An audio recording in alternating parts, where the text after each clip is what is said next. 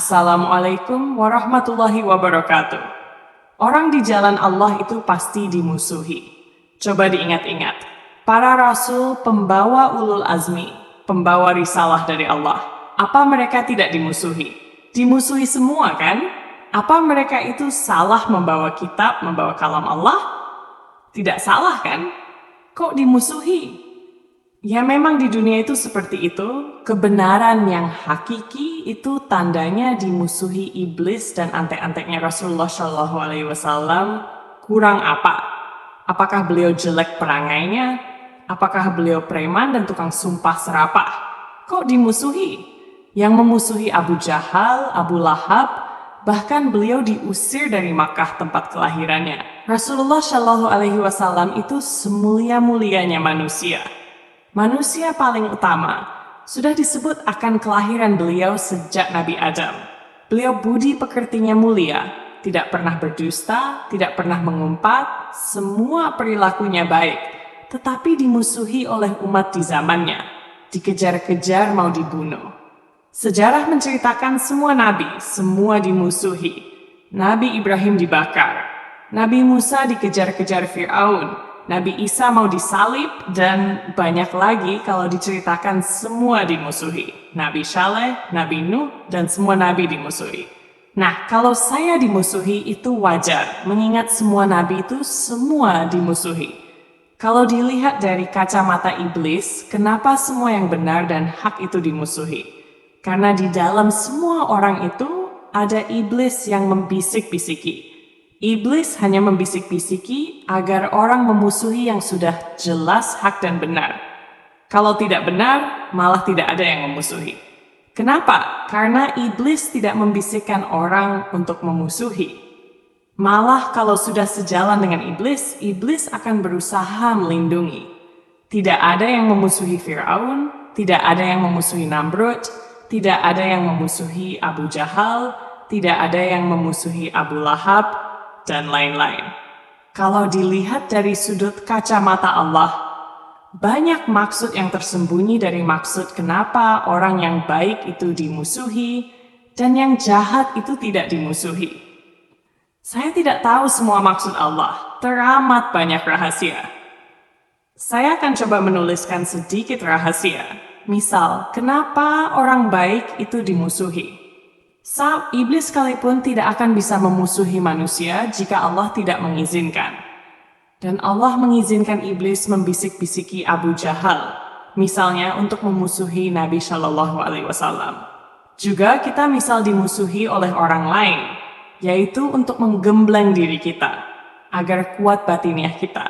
Allah sedang membentuk kita menjadi mandiri yang tahan celaan dan hinaan juga fitnahan.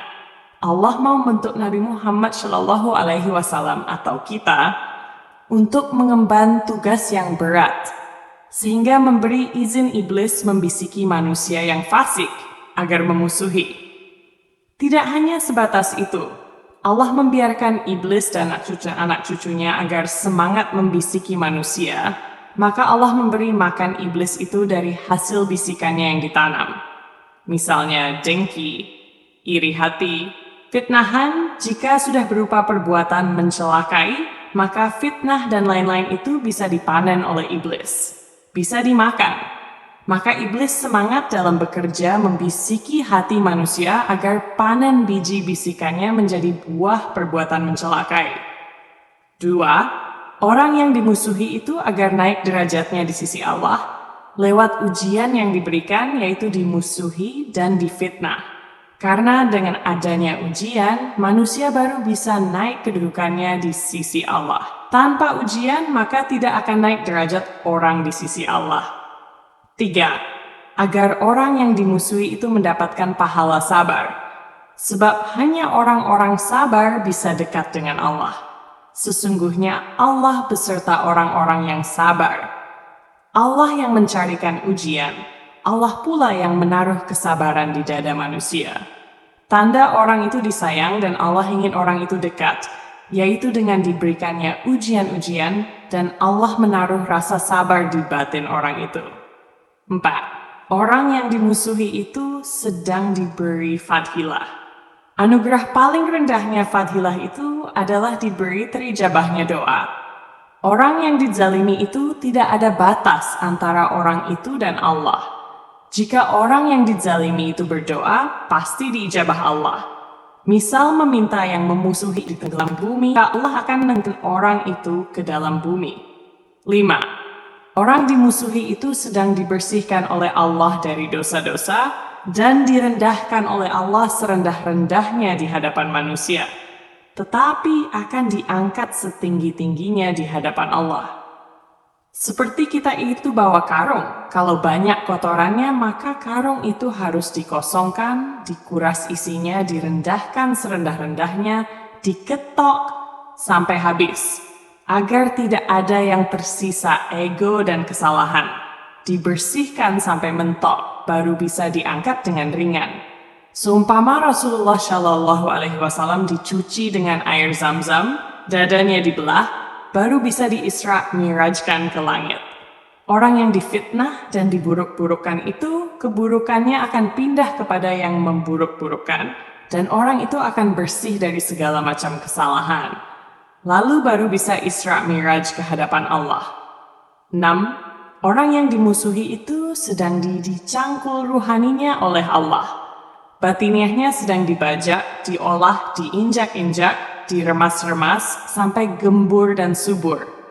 Diberi pupuk kotoran lewat mulut orang yang memusuhi, sehingga tanah ruhani orang itu subur, siap ditanami berbagai tanaman yang bermanfaat, pohon-pohon hikmah, yang akan membuahkan buah-buah manfaat yang manis-manis, yang siap dipetik siapa saja yang dekat dengan pohon itu. Buah-buah yang berkhasiat, yang akan menimbulkan solusi jalan keluar bagi setiap permasalahan hidup. Bagi siapa saja yang memakan buahnya, buahnya bisa menyembuhkan berbagai penyakit dan bisa menjadi jalan keluar dari permasalahan hidup. Buah hakikat rahasia dalam hakikat rahasia. Yang mendapatkan buah seperti itu tentu hanya orang-orang yang dimusuhi, difitnah, dihujat, dicela, dianiaya, dizalimi. Karena dengan cara itulah Allah menanam pohon fadilah. Tuduh orang yang dimusuhi apalagi difitnah itu akan mendapat derajat paling tinggi. Bahkan orang yang mati syahid dalam perang pun merindukannya. Karena difitnah itu pahalanya lebih besar daripada dibunuh. Difitnah itu lebih besar daripada pembunuhan. Ketika orang difitnah 1000 kali, maka dia sama saja meninggal terbunuh 1000 kali. Kalau dia difitnah karena memperjuangkan agama Allah, maka dia akan sama saja mati syahid 1000 kali. Orang yang mati syahid sekali saja sudah dapat jaminan langsung masuk surga tanpa hisab.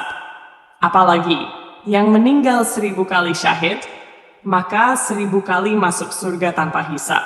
Dan hanya dengan difitnah, tidak harus mati. Maka orang yang tahu nilai difitnah itu akan sangat senang ketika menerima fitnah. Wassalamualaikum warahmatullahi wabarakatuh.